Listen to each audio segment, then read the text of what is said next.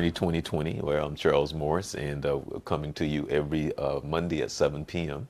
And Miss Suzette Morgan. And how are you again, I shall ask? I am doing wonderful. I saw my name in the quotes when you introduced me there, so we'll talk about that one later on. But no, I'm glad to be here. What is it? What is it?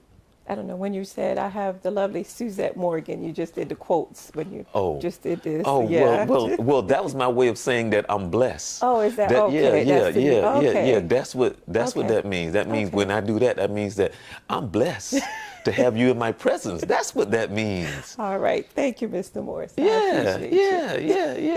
That's what. That's what that means. Okay. Yeah. I learn something new every time I join you. Yes, sir. But let me back up here. Okay. I was saying that we started 3 weeks ago talking about Trump and Stormy, and my questions that I wanted to ask in reference to women, and some questions that I had, and then we did a follow-up last week. Right. We're talking about how to love yourself, because however you end up in this place, sometimes, as we talk about, sometimes you're forced into a situation where you, like, I was just sitting here thinking about a lot of people that I grew up with.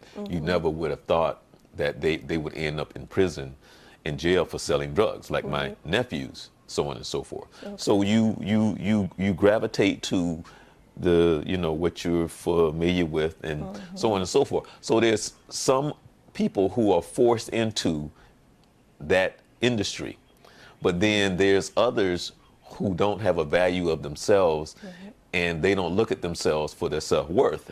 And so that was one of the things in which we were talking about when it comes to that part of the world, when it comes to pornography, prostitution, blah, blah, blah, blah, and just having a self-worth. Before we get into that in that sense, because there's still a couple other questions that I would like to ask you. Okay. But last week we celebrated the 50th year of Martin Luther King being assassinated. But coming from Jamaica, okay, and I've never asked this question. No. It didn't dawn on me until I thought about it. And I said, wait a minute. How, like people from Jamaica, would you be able to tell me how Martin Luther King may have affected them and how they saw him? Have you ever had that conversation among your peers? I really haven't. I think with me leaving Jamaica at such a young age, because I came here when I was 6. And so to say, having that conversation, with peers or anyone as far as that goes, I really haven't. But I think it's just iconic across the board, internationally, because of the impact that he had. And even in watching, the service and everything that took place, it was just amazing that the legacy that has been left, so it's not, I don't think it's particularly to say it's just here for the States. It's for everyone to see and to understand. Well, I don't mean it like that. Right. But I'm saying, if you're from Haiti, and I probably should be talking to someone a little older than us. When you were from Haiti, if you're from Jamaica, and what was going on in the 60s, and you saw how it was affecting America, because we're funny people. We're a funny species. We're funny by nature, and so we gravitate to, well, if you're from Jamaica, then you go where the Jamaicans are. If you from Spain, you go where the people from Spain are. But no matter where you go around the world, they don't see you that way. They see a black person, right? If you go to China, they're not gonna look at you and go, well, you from Jamaica. They go, no, you a black person, So they associate it that way, the majority of the world, because it's so funny, because a lot of times I see movies and I see people playing different roles, and then they go into the role and be like, you know what, a black man can't play that role, in the sense of going over to Germany and fitting in, wearing a German uniform, talking German, because I can't play that role. A white man can change his accent, put on, have a certain look, and Right. can pass as being Jewish, pass as being what, all, but I can't do that. Right. And nothing wrong with that, but as the world see us, they see our skin color first, and then whatever comes second, which is whatever that is. And so when I say that, I'm talking in the terms of people of color, of the same battle that you would have if you're Haitian, the same battle if you was from Jamaica, being a person of color. And again, as what I was alluding to is that even when my mom shared with me, when she came over, I came over in 79, so she had come over a couple years prior to me, to that, in the early 70s. She wasn't accustomed or aware of any segregation because it was still happening at that time, and she shared an experience that happened to her at the airport in the elevator. And so for her, someone passing and calling her a name, again, we didn't have that experience in Jamaica. And so it was a matter of adjusting to that. And so as everything was happening here, it didn't apply to, Jamaica or Haiti in that sense. And What's funny? You know what? I can remember old Richard Pryor stand up Okay. when he was talking about when he went to Africa. And when he said he got off the plane and everybody was black. And he was talking about what that was like to experience that. And so when you think about it, and I don't mean it in the terms that you're wishing that the world was black. That's not what I'm talking about. Right. But I'm talking about in the sense that that thing that's in the room, that thing that you feel, that spirit that is so heavy when you walk in a room and you know it's there. But yet you go into a country where you go like, whoa, that has to be a different aura about just walking around, because now you're not being judged just simply off of sheer stupidity and ignorance, Right. and prejudice and racism, Right. But that wouldn't be everywhere, even here in the States. Again. No. Yeah, No. I'm just saying, Mr. Morris, when I That's understand. not what I mean, though. I mean, I don't mean to cut you off, but that's not because that's not everywhere. But I'm just saying, just for a moment, Right. just to look around and just see black people. And that's what I'm talking about. So I'm Okay. sorry, I didn't mean to cut you off, but that's what I meant by it. Because it's not everywhere. That's not what I'm just saying for that moment. Right. Because for about 9 years, I went to NABJ every year, the National Association of Black Journalists. I went to the conference like 10 years in a row. Okay. And I just always, there was people that would complain about it, but I loved it. And sometimes when it was over, I would get depressed because I'm among my peers. Okay. And I'm looking at all these beautiful black women and black men that's doing their thing. And they're taking on, like, every 4 years, they would bring in who's ever running for the presidency. They would come and speak, both Republicans and Democrats. They would have each day, and every 4 years it would be, I can't think of the name of it right now, but it would involve the Hispanics, the Asians, the Native Americans, and us. Unity. It was called Unity. Yeah, Unity. Okay. And so now you got all the top journalists in the world there. So when I say in the world, I'm talking about, you have the New York Times, you have the Wall Street Journals, you have the LA Times, you have from other countries. They're all part of this conference, and now they're bringing in like Clinton, came twice, while I was there, so on. So Bush came, and it was one of the funniest moments there, which I won't go into, because he made a serious boo-boo, but it was so funny. But my point of it is that everybody was just cool. it was just a cool environment. Right. And you would see, like, you turn on the TV, and all the people you see on TV, especially people of color, and even some of the white people, they were there. And nobody was bougie. You could just walk. I'm serious. Nobody, because everybody is into the broadcasting, so it was no big deal. You know, you just go talk to people, hang out, and they always brought in the celebrities. There was always big time, you know, celebrities coming, and you know, and it was just a place where nobody was acting like somebody was special.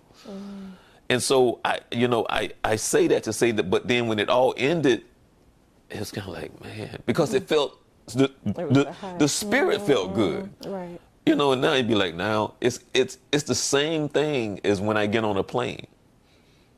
I get on a plane and I'm flying and I'm looking down on the earth and I see the beauty. I see God's creation. And then it lands.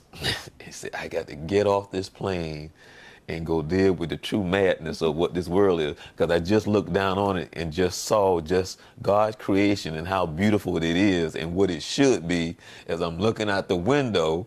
And I'm like, now I got to get off this plane and deal with the reality of what this place is, you know. So, okay, go ahead. No, I was saying, but you still finding that beauty of God's creation, even in the midst of it. And that's a lot of times where we miss it because we get so caught up in the chaos. It's sometimes just to take that moment, go outside, hear the birds, see the bird, you know, and just enjoy that because it can. So, you know, it doesn't have to end. It's just how.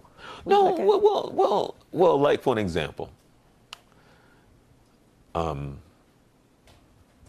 like what's going on right now, when you see those images of Syria and see the chemical, and you see those kids and people that have died for no other reason than that spirit, whatever that is.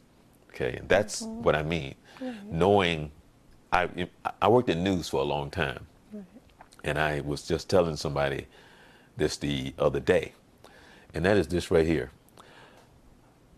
When I was working at Channel 6, I don't know if you remember me telling you something about a girlfriend, and I was going through something, and she saw me. And all I needed for her to do was just come to me and just say, it's okay. I was with her for 2 years. And for 2 years, she had no idea what I was going through and how miserable I was because I just needed her to just say, you're not a bad person. Well, it's during that time that I was having such a rough time in my life. She had no idea how bad it was. But one of the things that kept me going was at Channel 6. One of my jobs was to monitor the satellites and take the satellite feeds.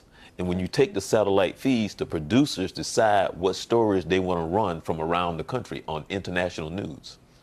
So when I saw what was going on around the world every day, I'd be like, I don't have no problem. As bad as I felt inside and what my life was, I'm looking at what's going on around the world and I'm going, I don't have no problem. Because the truth was, you looking at people like what we're looking at now on TV and understanding their everyday life and their battles and what we have here, they don't have there. Or kids having to eat mud pies and so on and so forth and don't have clean drinking water and don't have shoes and so on, you know. So what I'm saying is I understand what you're saying because that's one of the things that I am so thankful for, because there's times in my life that I'm driving and I look up and I see the moon and I stop because I'd be like, I won't see that again. Or I see something in God, I look up and see the clouds, I see something that God, like, whoa, I stop and I take that moment to look. Because I'm going, and that's what gets me sometimes. Because however you don't see God in every day, it'd be like, who else could have done that? But we're so busy into our world, which is another thing I wanted to bring up. And I wanted Vince to be part of this so bad. So bad I wanted Vince. But I'm going to ask you. Come on, Mr. Carter. No. But I'm going to ask you. Last week, when Dr. Crosby was talking about one of her friends, I kind of made reference to it, but I didn't. And she was talking about her friend, and I think she kind of said that her friend wasn't so necessarily attractive or something like that, but her standard was set that she wouldn't do. You remember what she said? setting her standards. She's not settling because she's confident in who she is. Okay, now. No. Listen, because no. What I'm saying is now, I get that, but and that's what I wanted Vince to hear, because I wanted him to hear that, and I wanted his opinion. Okay. Because there's a man sitting across and hearing that, and you talking about a woman. What does that mean? Because she was saying that she didn't want a man that would take her to McDonald's, or her standard was set. But to me, she sounds like a woman that's into the world. To me, she sounds like she is so into the world. She'll tell you what Versace is. She'll tell you what Cost and Gucci and Fiorucci. She'll tell you who Tommy Hilfiger is. She'll tell you what a Lexus is. She'll tell you what a Mercedes is. She'll tell you where Windermere is. That sounds like the devil to me. And let me tell you why. And I just say it like that. And I was blunt with it. But what I mean by that is, she sees the world the way the world sees the world. Because what I'm saying to you, God may send you the man that'll take you to McDonald's. But because of your mindset, you're saying God is not able. Because that's all you're saying. To me, that's what I hear. You're saying God, the person that God want her to have, maybe the first date might be at McDonald's. But because of her mind and how she sees the world, she's saying God is not able. Because if you are a believer and understand who God is, those thoughts, I don't think would be that way. Because all you saying to me, God is not able. Because God ain't nowhere in that. There's no way God is in that mix saying, well, my standard is here. Because when your standard is here, you're saying God is not able. That's what I'm hearing as a man. Because I've seen those sisters. I'm not judging her, but I'm listening and I'm paying attention. Because to me, she's saying God is not able. You up. First of all, no, you have to let me talk now. No, let me talk. I was going to say, no. I was going to say I'm not judging her. Right. I'm just listening. That's all I'm saying. I'm not judging her, so I'm going to let you respond to what I just said. Okay. I'm just listening to what I heard. Yeah. As a man. See, okay. For me, I would say that was a big conclusion to jump to, because number one, she wasn't here. I think that when Dr. Ada was speaking, she was just saying, when we were talking about values, it's not to say, and if I remember correctly, we were talking in the sense of you're dating someone. Now, we're not to say that, again, she wasn't here to defend herself to say whatever the situation, but I'm looking at it may be as a first date kind of concept. So it's not to say, we're assuming she's saying she's not going to McDonald's at all. Again, I didn't get that from the conversation. I think she was just saying, as you meet someone, because I shared with you before how I was saying my godmother has taken, when she told me how she took her daughters to upscale restaurants so that they won't settle for just someone just saying, oh, I want to take you to McDonald's. And we're not knocking McDonald's in any way, but we're just saying on a first date, you're coming to meet me. You're as an educated person or whatever she may be at, and you're taking me on a date. I can take myself and my children to McDonald's. So that's why I said we can't judge from that conversation. Let me share something with you. Mm-hmm. Now, this is just me. That's you. Okay. I have always been like this. I've never had money in the sense of it, all right? But my personality, and that's probably why I always end up with Miss Goody Two Shoes.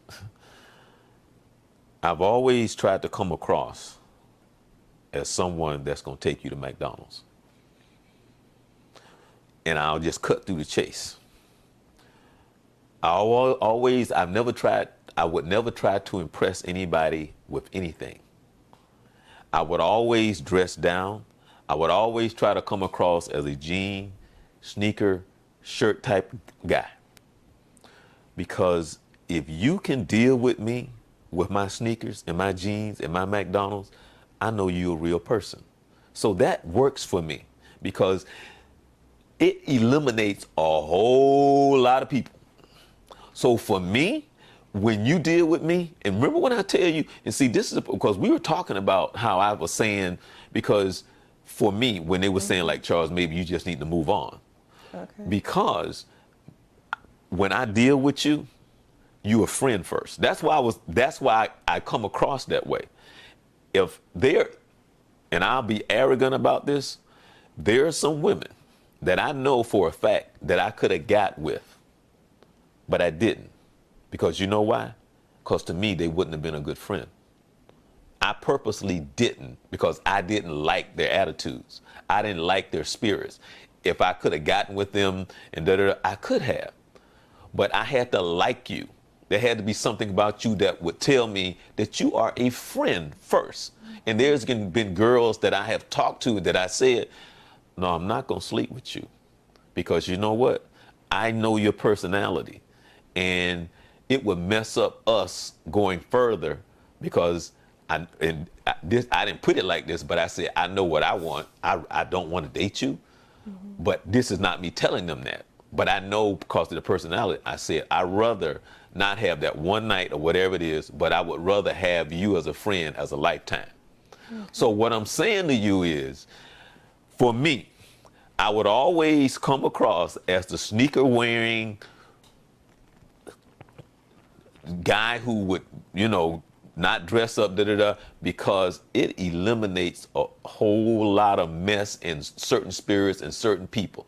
So generally, when the people that deal with me, by the time we get to it, they are real people. But that's my thing. That's not everybody. And everybody's entitled to their own. And so for that conversation that we spoke of last week, because the conversation was loving yourself. Right. And so it's not to say, because then we were, alluding to the fact of you can love yourself too much, that becomes vain. But I don't think that was, again, the situation. I think it's just a matter of, and everybody's entitled to their own. I mean, to each his own. That's in any situation. And so it just is a matter of, even as you're talking about the dating concept, it's be who you are. So if you're purposely, now do not stop me on this, but I'm just saying, you're dressing down to see if people are going to, but if that's who you are, then you're not perfect. You're just being you. Right. And so you're going to attract those who is for you anyway. And so for her to just say, well, my first date wouldn't be McDonald's, I don't see anything wrong with that. Well, because again, she's entitled to who she wants or what she wants, and that's in any situation. But that's my point, because the way that I view it is because you don't know people and what they come with, because there's been plenty of people that they found out later on that died, that lived in that old house. They had thousands of dollars. And there's nothing wrong with right. Because people are looking at people from the outside. And so my point of it is that I have lived long enough to say, if they want to go to McDonald's, I need to get to know them. This is not a McDonald's thing. This is a person thing. Right. So I need to get to know them. And my best place to get to know them may be at McDonald's. So this is me. I'm saying I'm not going to look at, well, you took me to McDonald's, because I make jokes. I purposely say, you know what?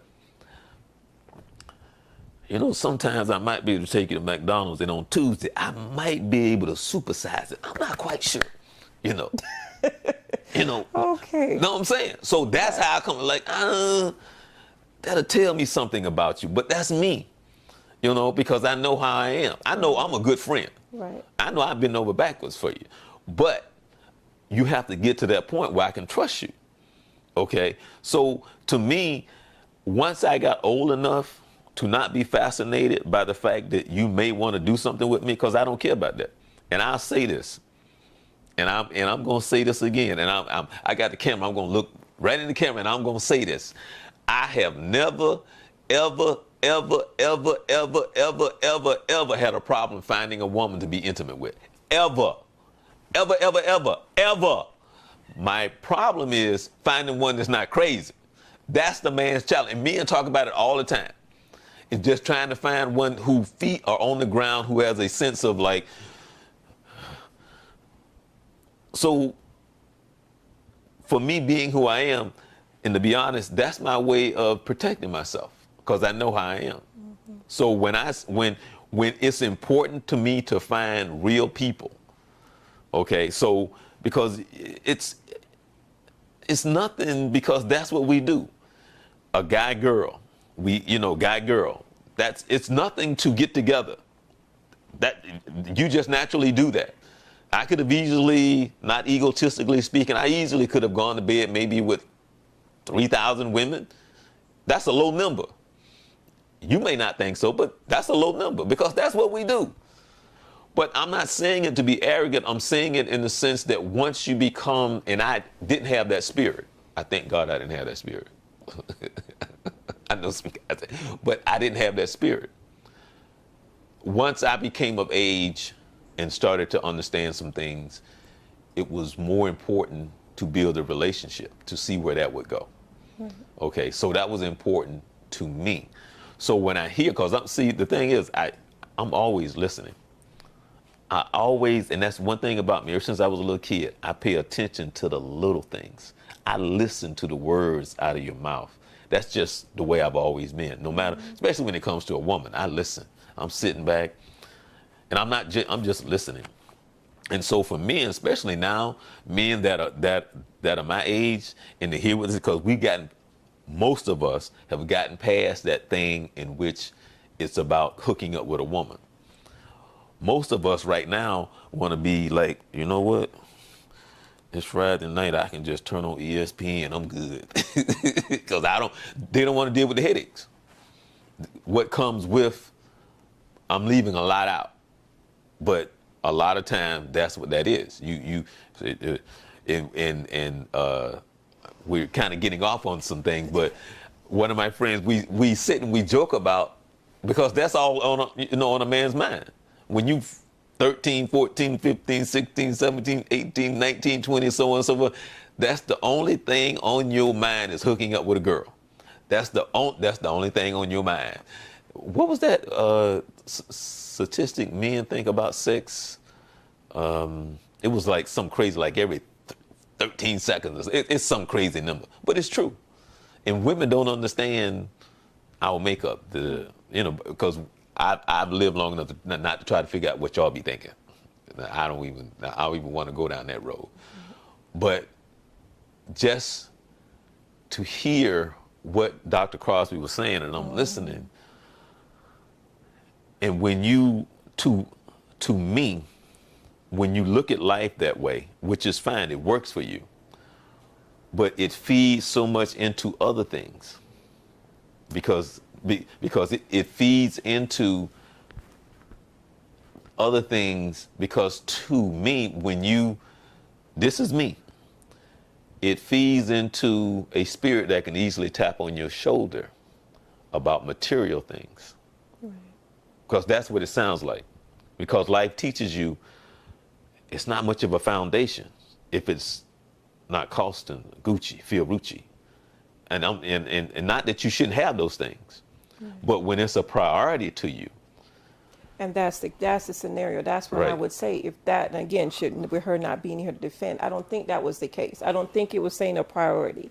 And so you said a few things that I just want to touch on, because even with you saying with the ages of boys and men and da-da-da, because you started with 13 and then you kept going up. And so the scripture that comes to mind is, when I was a child, I spake as a child, thought as a child, but when I became older, I put away childish things. So it comes a point, and I just wonder, this is a discussion, when does it become a point that it's not a matter of how many women, but when it becomes, I'm seeking God for my wife.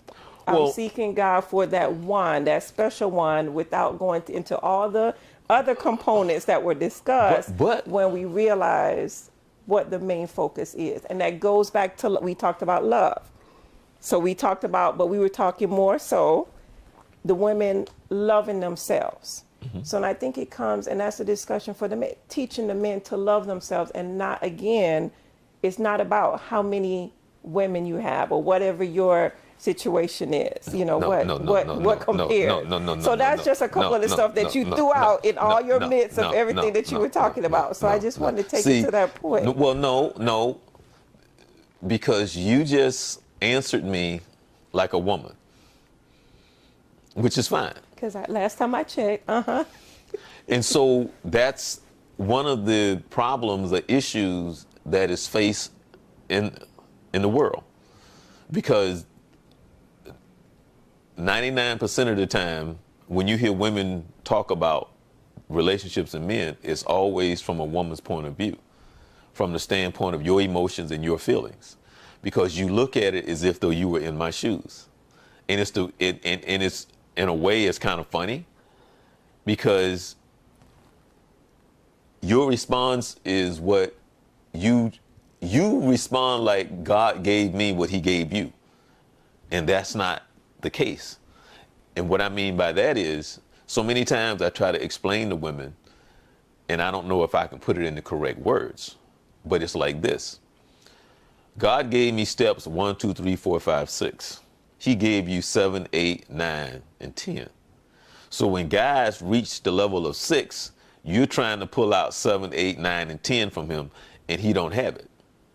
But you don't understand that. And he's frustrated because, one, he knows how he feels.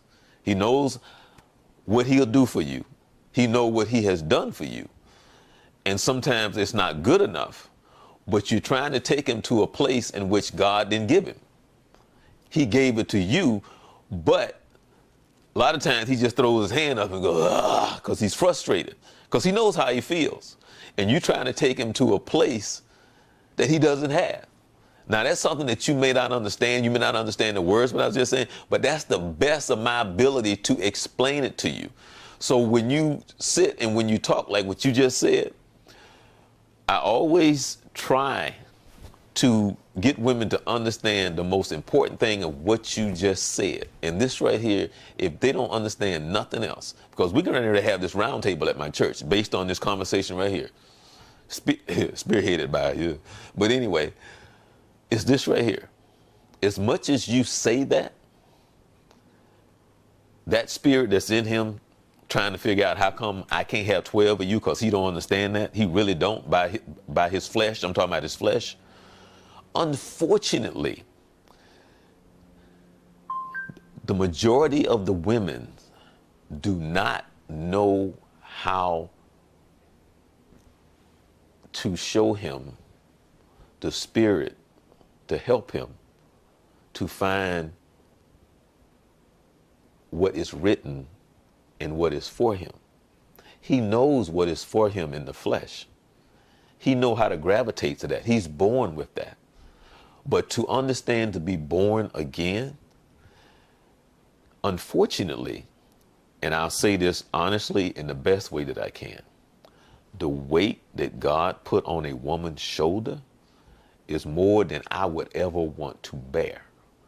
From the birth of a child to what you have to do to hold a family, and as a mother, and to deal with men and who they are and what they are, it is unfair to you.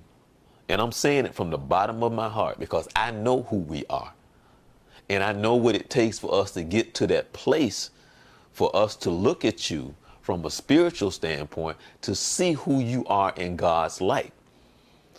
But because a lot of times women, the best way that I can say it, and I recommend for any woman to see the movie War Room. And if they, and I guarantee you, 8 out of 10 women that watch that movie won't get it. And the reason why they won't get it is because they're too busy battling that battle flesh on flesh. And I don't see enough, and I'm talking in general, I don't see enough Holy Spirit in you to make me think twice about who I am and what I'm doing. Because I naturally in my flesh yearn to it. But it only takes, and I try to explain to women all the time, see, I don't have a problem doing what I'm doing. Because men look at it like it ain't your business, and as long as you don't find out, it ain't none of your business. That's how we rationalize it. It ain't a right or wrong. We rationalize it and we put it that way to ourselves. And the last thing a man want to do to you is hurt you. The last thing he want to do is to get caught for you to, because he loves you. But you put it in the case, well, if you love me, that's not it. Well, why do men fool around? You should never ask that question. The question you should ask is, why don't your man fool around? That's what you should ask. Because it's in our nature to go and do this and that. It's not a matter of it being okay, but how do you get past yourself? How do you get past your desires of what you want to do? Because you think it's no different than, how is it any different in the flesh? I'm in the flesh. And you're the first person I'm asking this question to. How is it any different than I'm riding along on my ship with some people, and I look over there and be like, there's some dark people over there. And you go over there in your flesh and you done told yourself, I can enslave these people. I can kill them. I can make them mine. I can say they less than God's people. I can say they less than dirt. Now, mind you, in my mind, I ain't doing nothing wrong. In my mind, I done put myself here in this place where I'm right. As wrong as I am, I'm right. So it's not until you see the Holy Spirit and who God is that I can look at somebody and say, wait a minute, I'm equal with them. How am I going to get to that place? How am I going to look over there and not see these people for who I think they are? A man is no different until he understands to get past his rules and who he think he is. It's no different. And women sit there and fight. If you don't understand that spiritual battle and what that is to tear us apart from the first place, to tell me something that I'm not. I just said a lot now. You did. So let me just say, okay. let me just start from one thing as you're talking. I'm listening to you, and I'm picturing my uncle. My uncle passed away about 2012, a couple years before that. But it was a time when I went to Jamaica. I had just graduated from UF. Go Gators. Gators. Went home for just a Christmas time. I was dating my ex-husband at the time, but I needed that break to go home. And I saw something with my uncle where in Jamaica we have this thing where if you're living with someone, that's your wife. Mm-hmm. That's your wife. No legal documentation to that, right. But that's your wife. Mm-hmm. And so I don't know how the conversation came up, but it was a matter of his wife, who, again, that's the one that the family knows, that's the one that's there with the family, right. Was pregnant. Mm-hmm. But when he had come by the house, he brought another female with him to the house, right. Which was my grandparents' house. And I was a little feisty thing back then. So I'm trying to understand, because number one is disrespect. Major disrespect. And so then I was informed that the wife, my aunt, I was calling my aunt, went out and fought the lady who he brought to the house. Mm-hmm. And again, when did I graduate? I was about 23, 24, and I'm trying to understand the concept of, you're not fighting my uncle, but you're going to fight the person that he brought to the house. So number one, he disrespected you. So why are we tolerating disrespect? Because see, I'm going to go to, it's not a matter of, yes, he's family, but it just comes a point with disrespect. And it all ties in again to loving yourself. Some things you're just not going to tolerate. You will not tolerate if you love yourself to that point, and and as one of my good friends, Miss Jean, was, sharing with me last week, because she got a chance to see the different, the last two episodes that we said. And she was like, the missing component that we're not talking about is Jesus is love. And so we have to know who Jesus is, knowing that he is love. And when we are seeking and in him, we're not going to tolerate that. So my uncle said to me, because I had said, why would she not? That's ludicrous. I would be fighting you for disrespecting me. And he said, Annie, they call me Annie in Jamaica. Annie, if you think there's one man out there that's going to be faithful to you, you need not get married. And when he said that, I looked, I was just like, really? And then he came kind of, tell you what the biblical part of what he put in. God would not have created so many women to men if he wanted a man to be faithful. Now, I looked at him, and I was probably BC, before Christ. I don't know, the language probably was not the right thing to say to him, but I just thought, are you serious right now? Are you really serious? And he was dead serious. But it all comes to, because I have an uncle who's been married to his wife, God bless, they've probably been married now over 25 years. Now, I'm not going to say he's a saint. I'm not going to do that. But it comes to when you are a man of God, and a lot of the conversations we're having, and you can hold your head if you want to, it comes to the point of You're missing, who are you? You're missing what I'm saying to you. Okay, but still, let me finish. Let me finish. You have to know who you are and dying to flesh. No, you have to be in that word and have that word in you. You're missing the point. So that you can die to flesh. No, you're missing the point. Which point? Tell me what point I just missed. What I've been trying to tell you is I'm trying to say the same thing that you're saying, because my conversation has been about in the flesh. And if you notice what I said, being born again, and what I try to emphasize to my female friends, just like he said, because remember I said a man is trying to figure out how come he can't have 20 of you, because that's really what your uncle said to you. It's basically, right? So what I've been trying to say and what I try to emphasize, and why I said watch the movie War Room, it's not, and this is what I try to say.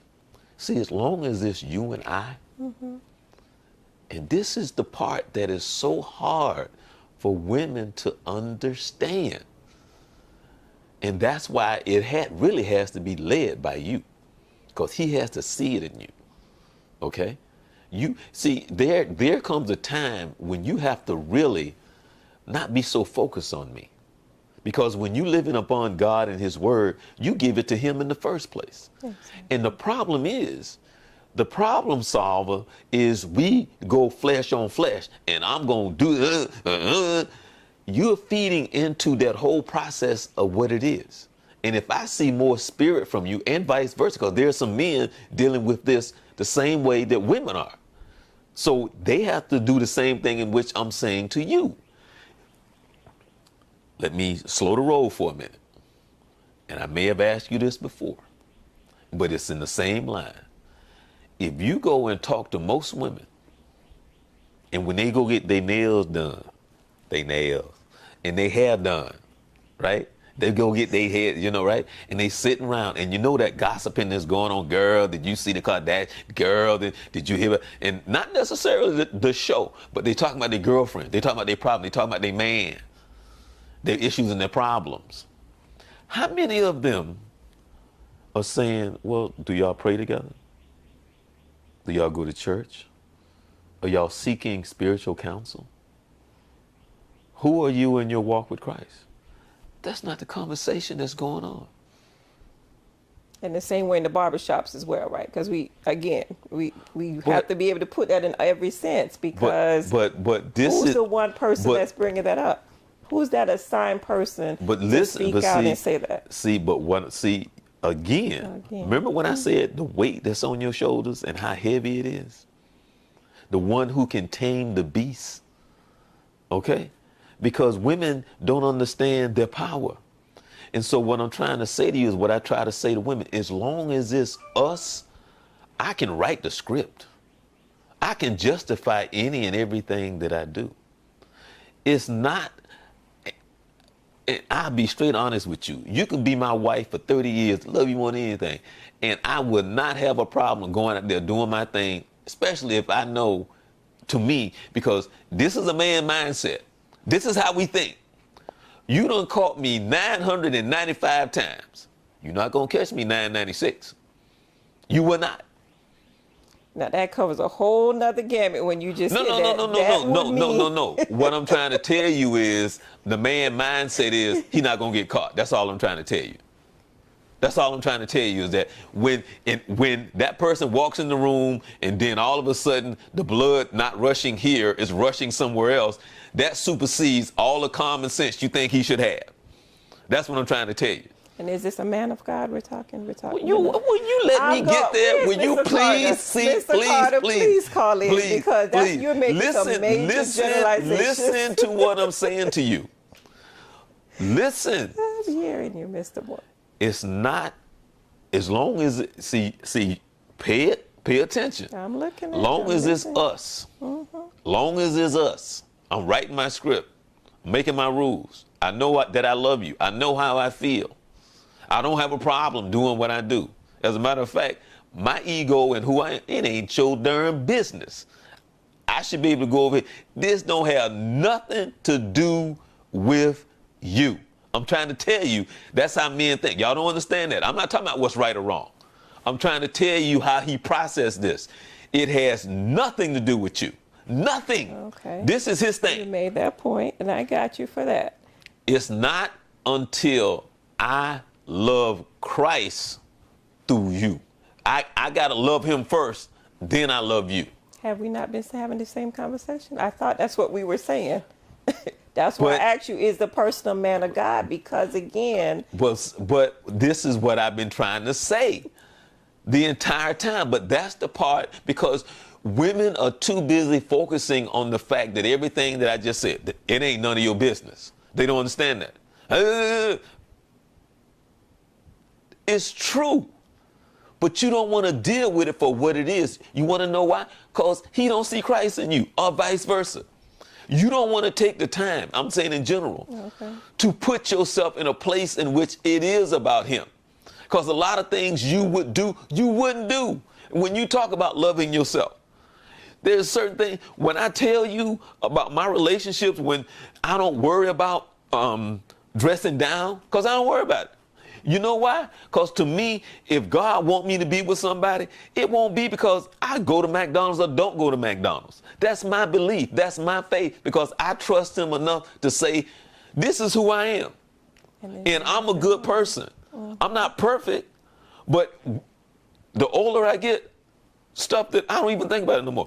And if you were my wife for 30 years, I get to the point where don't take this the wrong way, but I really wouldn't care too much about what you do. Because you grown. And one of the things you learn in life is you can't make nobody do nothing. You gonna do what you want to do. And that's the truth. You walking out the door, I'm not gonna even be asking you where you going. Because if I gotta be, where you going, where you going, where you going, I don't need to be with you. And that's the honest truth. So it sounds to me like yeah. We need to interview some married couples that's been married for, you keep throwing, let's using the example, 30 years. And just to hear how, as a couple, specifically, I would say, and I don't know how your round table is going to be set up, having and hearing couples who have been together and hearing their conversations, hearing from the male perspective and hearing from the woman, because again, we're having this conversation, again, right. I'm hearing what you're saying, I'm talking, and it's a matter of, let me make sure I say this right. Coming from a single, we're going to use this, we're going to put it out there. Coming from a single perspective, right, from both ends, divorce, single, right? Right. So you're just saying, I don't care, that just sounds so much as, it's not where it should be if you are married. Number one, you're communicating. God is the center. You go back to War Room, and I think about the different situation with War Room. Yes, he was tempted, she prayed, because of whatever the situation was at home. Everybody goes through different situations in their marriage, but at the same time, it's the communicating, it's the building, it's having those conversations. And so you just say, oh, I'm not going to ask. Well, first of all, it should be a communication where it'll be like, well, honey, you know what? I'm going out for a minute, or I'm going to see so-and-so. And it should be that dialogue. It is coarse conversation that wasn't what I meant by that. That's coming from a single person. No. Because trust me. having a conversation. No, trust me. Because I've lived long enough to know there's nothing new under the sun. I'm not the first person that would be cheated on. I'm not the first person of anything, and I am not beyond anything of this life, period. So that's where I start from. And so what I do is, my ego is not such that whatever it is, I look to him, period. I can't control you. I'm not going to try to control you, because if it's get to that point, then I got to look at why are you in my life. See, I look at me. I'm not going to look at you, because I chose you. Out of all the people in the world, I'm with you. Yeah, so I got to look at me and be like, why am I with this? Because you are who you are. That's what I have learned in life. And I don't need to be breaking your arms. I don't need to be punching you in your face, because I cannot change who you are. That would be abuse, and you'll be locked up. But anyway. No. My point of it is that I can't change you. Right. And I mean, let's just say, if that's where it is, and it'd be like, well, my wife just loved being on the pole. Well, I got a pole wife. She just like to be on the pole. Okay, I have to come to that fact. Okay, so if help us, Lord. So, well, no, but like for example, I got an old friend, and he's married for 20 years. And come to find out, the guy's coming up to him, telling him that his wife is out there doing crack, and she's with his, 20 years later. So, trying to save his marriage, there's nothing that he could do. He finally just had to cut it loose. So my point of it is, does it hurt? See, when you get to be a certain age, you just look at what's in front of you. I can't change. You are who you are. Well, here it is. We're going to have this, just like this. Okay. Did God put it together? Stop and let me talk. That's why I'm talking the way. God put it together. But see, that's my whole point. So again, that's my whole point of what I'm saying to you. That's why I'm not sweating the stuff. That's my whole point, because that's why I said I'm giving it to him. And he will direct you on who that person is. But all the other stuff that's being thrown, because I had to learn that. And I say that because I had a good friend. See, we're saying the same thing. Okay. We're saying the same thing. Praise God for that, because I'm not. Because I'm saying when God put it together, I ain't sweating no. Exactly. That's what I'm saying. It shouldn't be so hardcore, though. If God where's the gentleness? And what you mean? Okay, pause. What you mean? But I want to say this part. What you mean by that? Because based on. What you mean by the hardcore? Can I finish? No. You just said hardcore. I'm not gonna be asking her where's she going at. What's she doing at? That's just that was just like coming from a whole nother aspect. That's not what I meant by that. Okay, but what that's I meant by that. No. What I meant by that, because you know how some people are, and what I meant by that is sometimes the woman's walking out the door and he trying to put a GPS on her and and all. I'm just trying to say I'm not into all of that, because what I'm saying is the relationship should be certain things where I shouldn't have to go and do this and go and do that. That's what I meant by that. See, you're taking it to. I'm just going to different, because again, I'm not. Basically, I'm just saying I'm not Dr. sweating Ada, the small where stuff. are you? I'm not sweating the small stuff. I'm not sweating the small stuff. That's all I'm saying. A lot of things are generalizations, and so I say that part just to talk about the last point that you just said, because I went through that when it was with my marriage. I remember calling my friend and I was like, Edith, I'm trying to make this work because, I want to live what the Bible says. I want to be true. I didn't want to be a statistic, number one, because my parents were divorced. So I wanted my marriage to work. Mm-hmm. And I remember just feeling this point, like it just wasn't, no matter what was happening, it wasn't working. And, I'm squirting, what God puts together, let no man put asunder. And when she said this to me, now I can't even remember how old I was when, 30 something, in my 30s. And she said, did God put it together? And to me, that itself was just mind blowing, because it was a matter of, I had to stop and think about that. No, we put ourselves together because we wanted to do what was right in God's sight. Here it was, I had a child, and so we wanted to be married, and, we wanted, before we lived together, we were trying to do things right. But again, we put it together. That's all I've been saying. No, I wasn't hearing that. But anyway, exactly. When I said flesh on flesh, it's you and I. is Put wait, it wait a minute. together. You're saying the exact thing Okay. that I've been sitting here preaching the entire time. Well, if you were delivering that message, your audience would have been like, because I didn't hear the message come out to that point.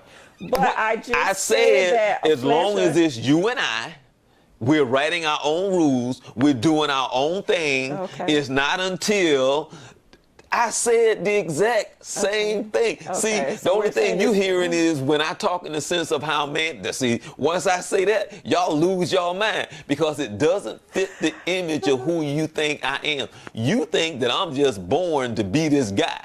That's a No, process. everything is a process. But Did we no, not talk about no, that? no, no, last no, time? no. But what I meant is, you think because I say I love you is this, and guys do love you, but they know how to love you like this. And learning to get past yourself in the flesh in order to love you in the way God wants me to love you, and to idolize you, that's something that has to come from Him. Go ahead. But for me, for any couple that I'm still trying to figure out, like, because we're just jacked up by nature. We're selfish. We're arrogant. We're biased. We're racist because it's all about me. That's who we are naturally. You know, so we always want to be the head of the line. We always want to have the rules bend for us. We always want to say we're above this and we're above that. That's why the world is the way that it is. So what I'm trying to say to you is, until you understand these things, because the majority of the things that happen dealing with your greed, your selfishness, that's why I say, well, you know, I have to go to this restaurant. I have to be this and I have to be that. I'd be like, you got red flags all over the place, you know, sirens going off, and because you have to humble yourself. And that's all I've been saying the entire time. And you can to humble yourself. humble yourself. Right. And once you find out who God is, because that's a process. Do you know how difficult it is for a lot of people to learn that it's not about themselves, that life is not about you? And I had to learn that lesson. So you can humble. So, no, right. But that's all I've been saying the entire time that I've been sitting here. Took the humble. Let me say this. Yes, ma'am. And I didn't do the head. Because you can humble yourself. And I was one of those people. And I think that's how we kind of came up with the topic for this week, was that when it's all about you, when you enter a room and and that's just how I was. It was just always, I had that high-minded until God breaks you. And, that humbling process, being broken is a serious, when God says, humble yourselves under the mighty hand of God, so He can exalt you. And so it's definitely a process that you would not forget. There's a song, Micah Stampley has a song about holiness, righteousness, and the last part that says brokenness. And in the song, I kept thinking, well, Lord, why you want us to be broken? Until He broke me to understand. Again, we talking years and years, ago. It's still a process. Just like you say, you don't understand it. But see, being a man, and I know that I come across a certain way. I know, and I do it that way. I come across hard that way because women really don't. There's something about, and I told you I had to learn this, because there's something about what God put in you that makes you see men the way that a woman sees a man, because the way a man is not that in which the image that He has put in you. It's a process in which he has to evolve, in which we were talking about, that he has to become this.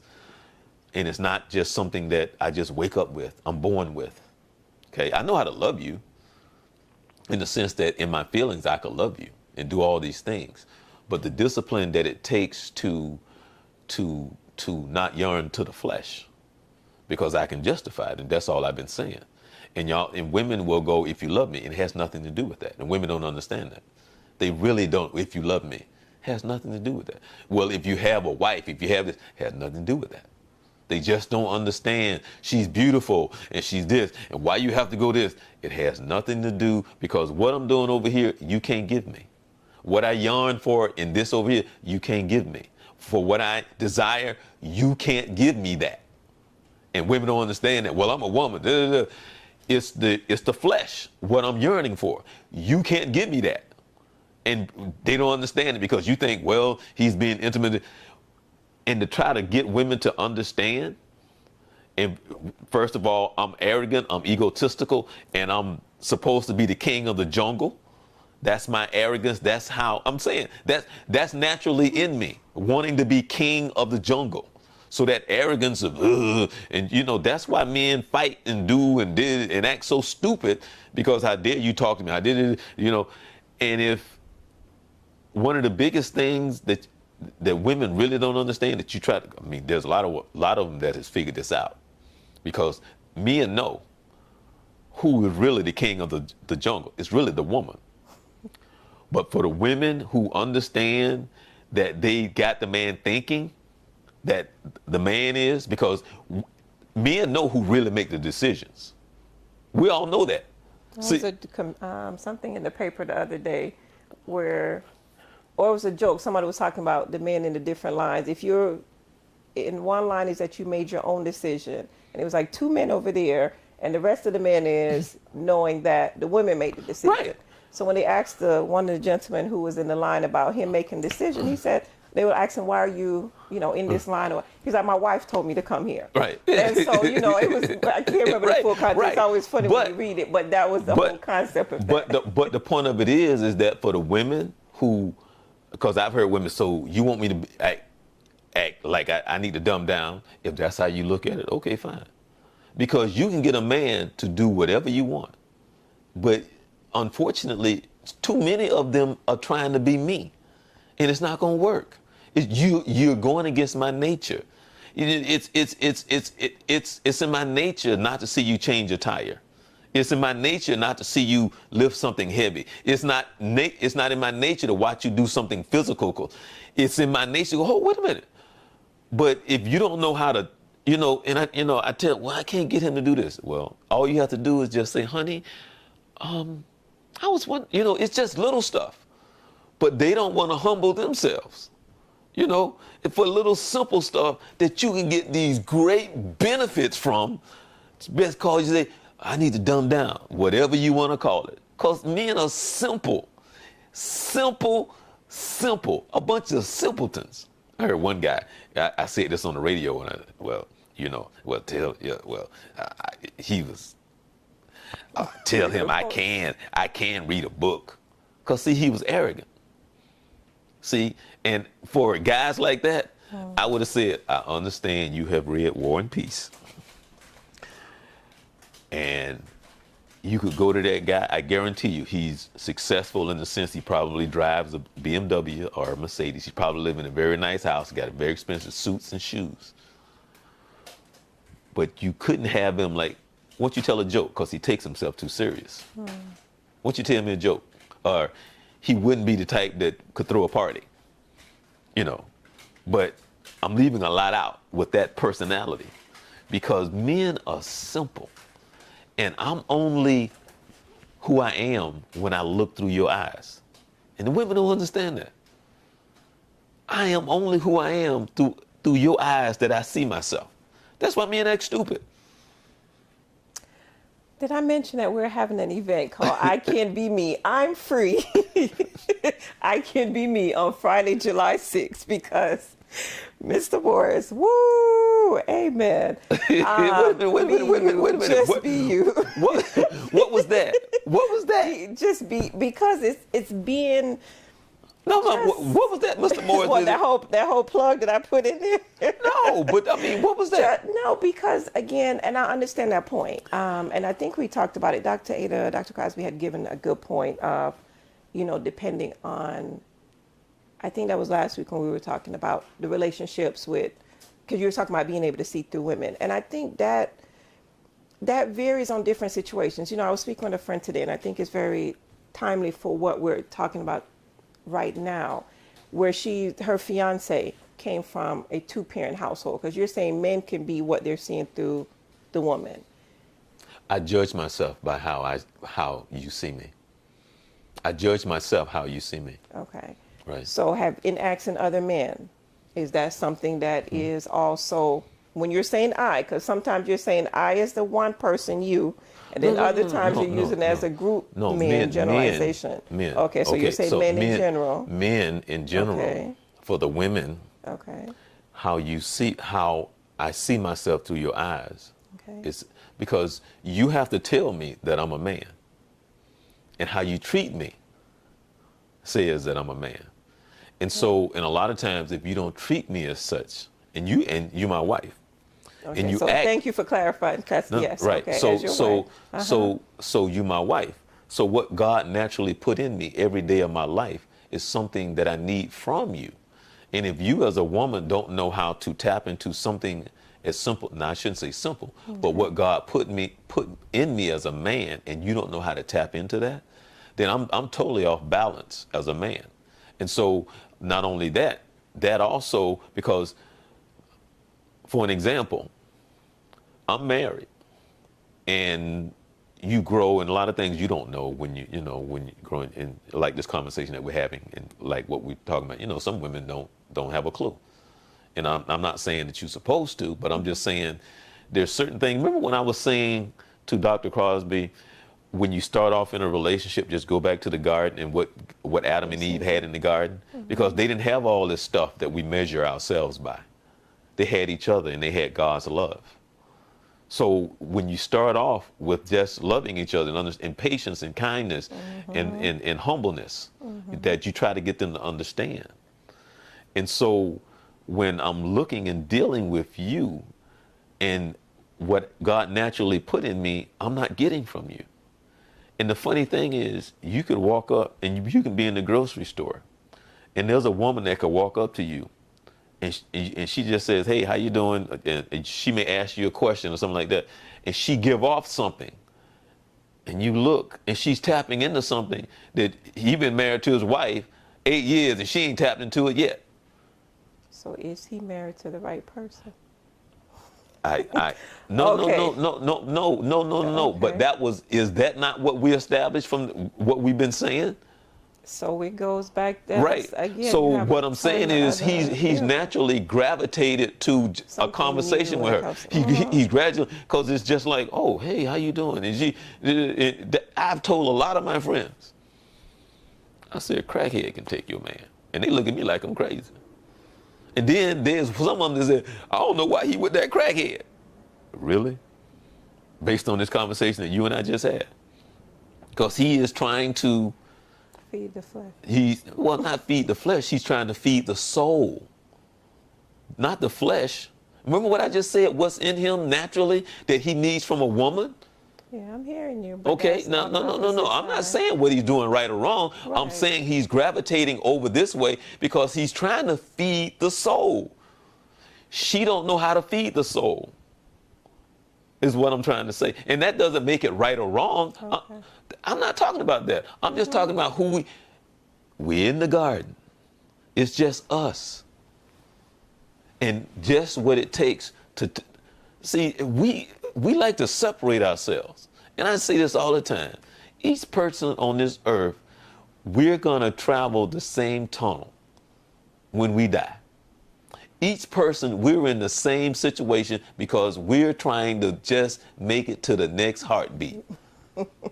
Trying to make it through the journey. Yes. Just trying to make it to the next heartbeat. But we want to act like we're so different, but we're not. But there's something in our arrogance, in our flesh. We're greedy, we're selfish, and we're all these things. We're simple. I'm a simple guy. Give me some peanut butter and jelly, I'm good. And there's nothing wrong with that. No, That's right. being who you are. Right, and that's who I am. And I'm comfortable in my sneakers. I'm comfortable in my jeans. I'm comfortable in who I am. Right. So I purposely showed up in jeans and a pair of sneakers. Purposely. What's up? And you can have How you someone who doing? purposely just enjoy. And I How you have doing? some friends. How you doing? I have some friends who are comfortable. Now, for me, I would have sneakers as well. That's me comfortable. But there's some women who are comfortable being in heels and dressed up. Right. That's just how, again, everybody, you just be who you are. I think and every you will woman be should attract- have a pole at their house for exercise. And yeah. I can't believe I I just don't said know if that. I know, because I'm looking at you like we did not go there. No. I meant as an exercise, because it's a great exercise. It is. Read up on it. Great attitude. See the look on her I'm, face? I'm looking big at you right now. No. Oh, the Lord will fight for you. Hold your peace. I'm gonna hold my peace no, on that. no. Yeah, go ahead. Yeah, No. yeah. Go ahead. Yeah. It's a great It's a exercise. great exercise. It Okay. is. I don't know how we just got there from. No, the I just, sneakers industry, you know, Yeah. no, I just really wanted to see the look on your face. That's why I Yeah. said I was only teasing people. Yeah. But by the way, if you do watch the competition, it's good because you know it's a big competition thing. Okay. No, seriously, it's a big thing that they have, the pole competition. It's an international thing, and when you see them do what they do, you be like, because it takes so much upper body strength and all this other stuff that they do, and all the stuff that you see them do, I mean, it's joking, but it's a serious competition, and they really put a lot of hard work into it, and you be like, wow. Boy, if my wife could do that right now, I probably would never leave the house. Just saying. Just saying. I'm just saying. It's like, wow. I'm serious. Wow.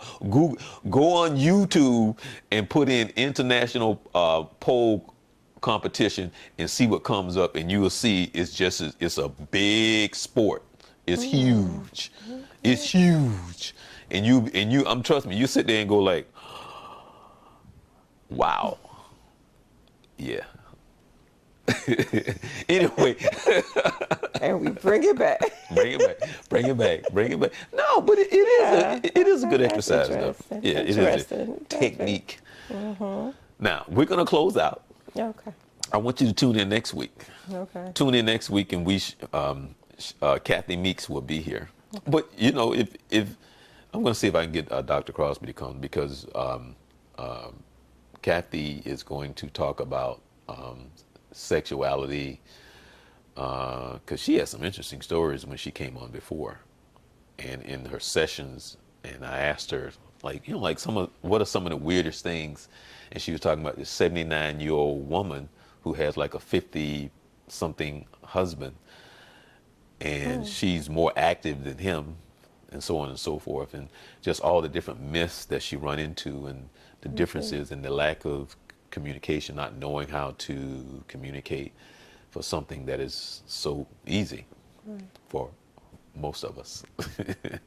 But anyway, that's next week on the Journey 2020, where the third Monday of each month, Kathy Meeks is starting a session where she wants to do something at Robinson and Associates at the office, where she wants to meet and just have a round table and just talk and just try to get people to better understand how important communication is, and how you should have a healthy sexual life, especially in your marriage, and to try to get past some of the complications and problems and things that's going on in your head, to try to help us, you know, to be able to reach a higher level in the sense of communications, less frustration, anger, I hate you, and all this other stuff, because you're able to educate yourself.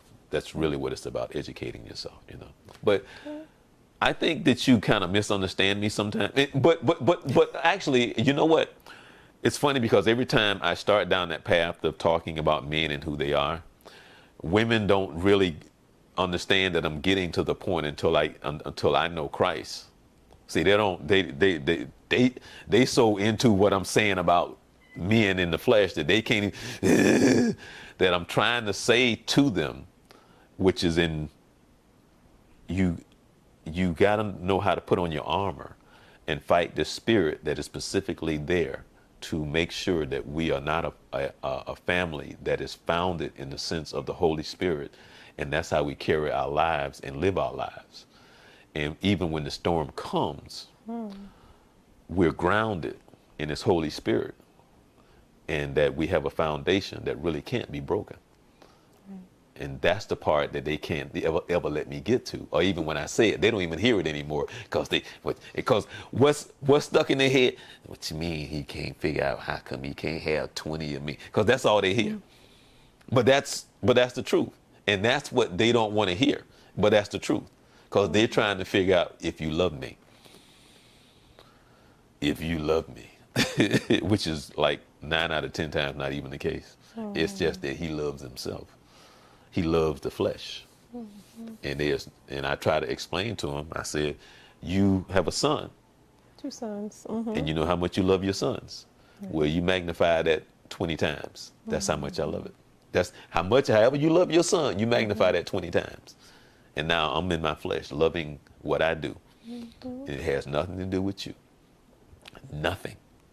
I know I love you, boy, but this over here, and the other part that you don't understand, and not that I can put it into words, but my association that I put it with life, who I am, life, living. Because the day in his mind, he knows that there's going to come a time in the day where what he thinks is working, it's not going to work. When it doesn't get to that point of youth, that vibrant, a part of what a woman brings, he associate that with death. I'm old. I can't walk anymore.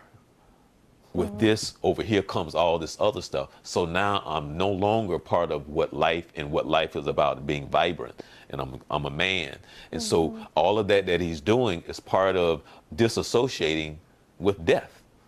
Because you, in which I see life, this young one, why me and this young woman, because that's life, and not being associated with this other stuff. But see, nobody ever really talk about that.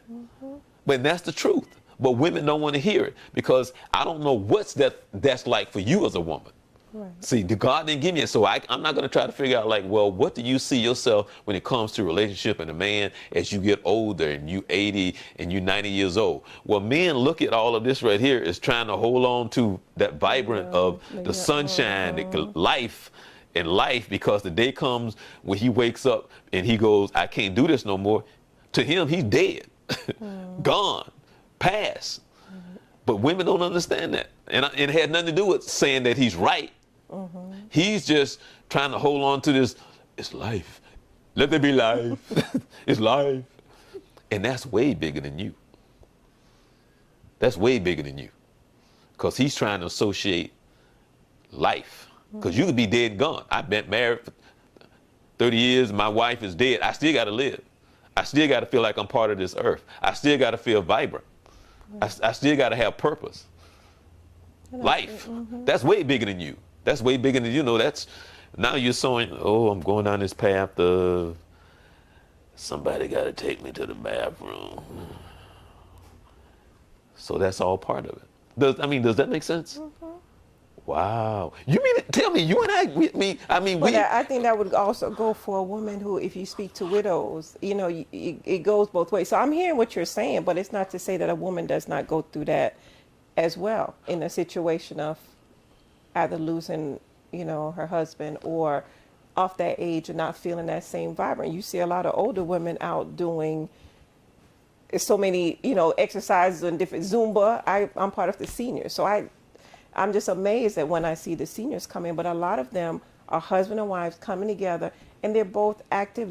They're doing things that you normally wouldn't see. So I hear what you're saying, but I'm always going to look at it on the flip side. I'm the B side. So, yes. And you want to know the funny thing is, honestly, in having this conversation, a lot of women take this as saying that I'm saying it's okay because that's all they hear. That I'm saying that it's okay for a man to do what he's doing. That's what they hear. I'm not taking that from you. No. But I'm saying a lot of women hear that I'm saying it's okay, which has nothing to do with what I'm saying. Nothing at all. I'm just giving you the foundation and why men do what they do. But as long as you fight it flesh on flesh, you're feeding into it. You're feeding into that spirit that is coming to say, I come here, I'm in him, I'm serving my purpose, and there is nothing to change it. So therefore, the families are always going to be broken. There's no foundation. There's no testimony. See, that's the problem. You have no testimony.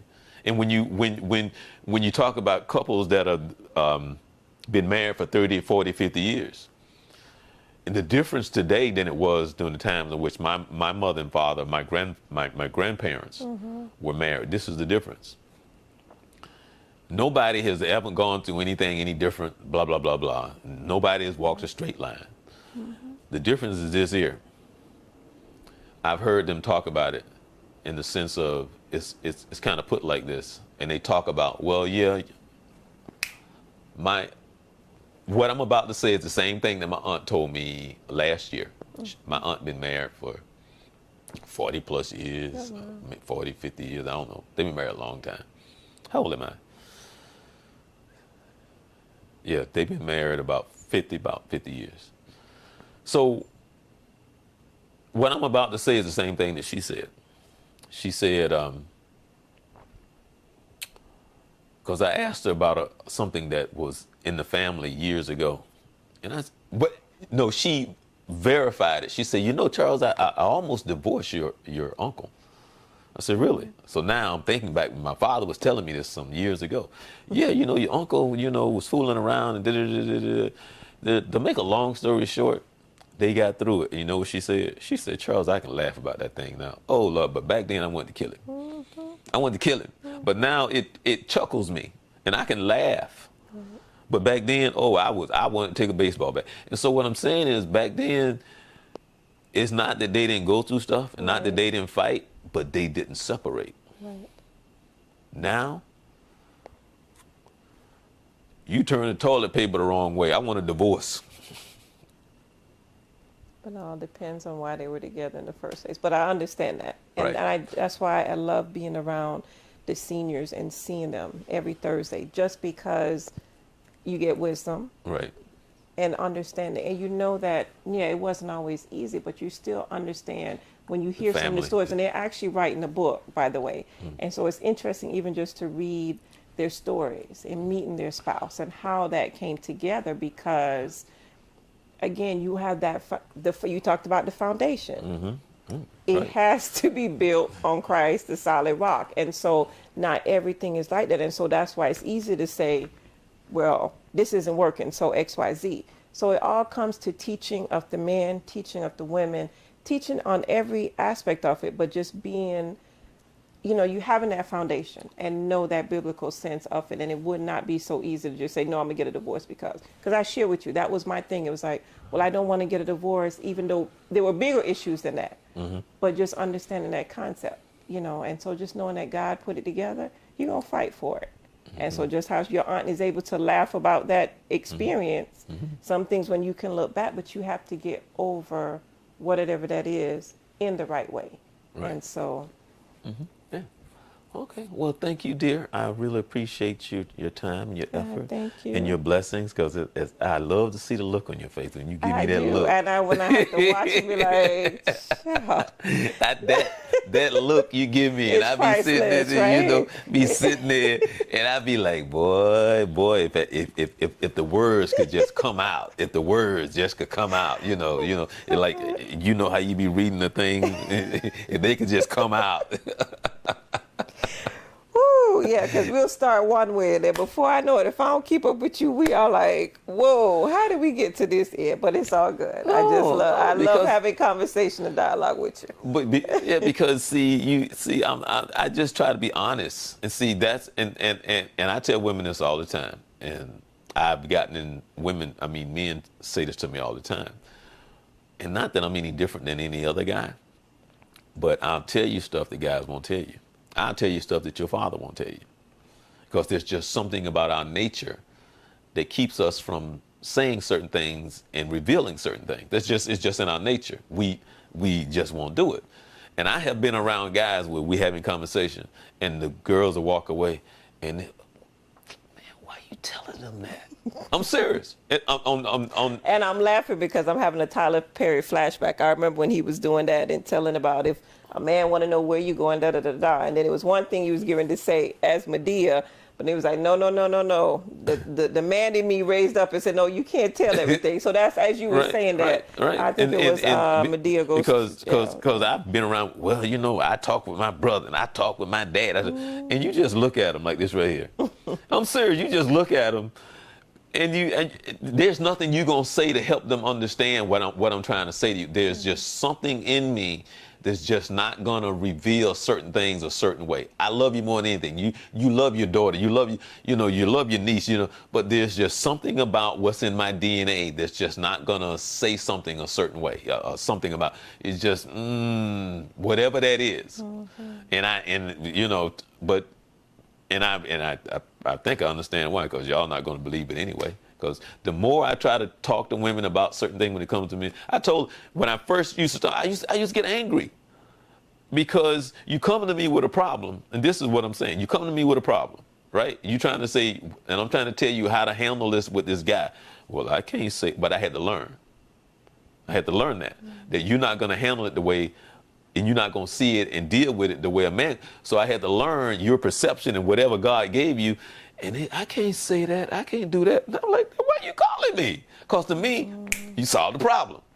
But your perception and what God gave you is totally different in how you're going to talk to a guy, how you're going to approach him, your demeanor, and how you want to come across. So I had to learn that, because to me, I'm like, this right here, well, you don't want to solve the problem there. But I had to learn. Anyway, I want to thank you so very much, and hopefully again you'll tune in next week, give me some feedback. If you want to come, you can. Maybe you may have some questions. I don't know, because I stopped trying to figure out women when it comes to those type of things. I just pay attention. I just listen. I might learn something. Okay. Any last words? You got anything coming up that you want to share with us? Yep. Friday, July 6th, we have I'm Free, I Can Be Me. It's going to be at 7 p.m. at the Dr. Phillips Center for the Performing Arts. Really? In the Alexis and Jim Pugh Theater. So it will be our 9th and final Independence event. And so I'm excited, looking forward to that. Some great artists will be part of that event. Coming from Boca Raton, we have a group that's called Many But One. We have Alexandrina Barker. We have Catherine Clark. So it's going to be an amazing night.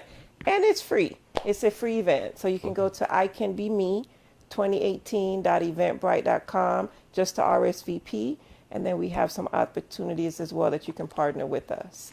Okay. Well, like last time you made a promo. So before you leave, you can sit right there and make a promo. Okay. And we can put that on YouTube and Facebook. Okay. So, Sounds so good. so again, that's something that should be easy to do.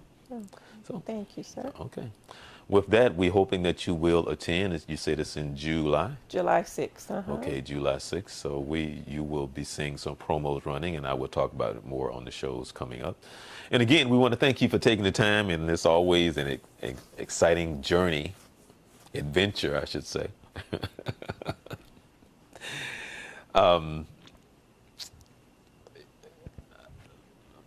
I've learned, because you can see certain women with certain personalities that they have humbled, life has humbled them a little bit. But I can tell she used to be a little pistol back in the day. So I think probably if I had ran across her maybe some 20 years ago trying to have this conversation, it probably would have been a little different. But I'm guessing, because I can see sometimes you ever seen a snapping turtle? But a lot of times, because I'm sitting there, I told her, I pay attention, so I'm reading her, and I'm like, oh yeah, boy, oh boy. But anyway, this is the Journey 2020. I'm Charles Morris. Happy that you joined us, and we'll be back next week. Until then, you be blessed.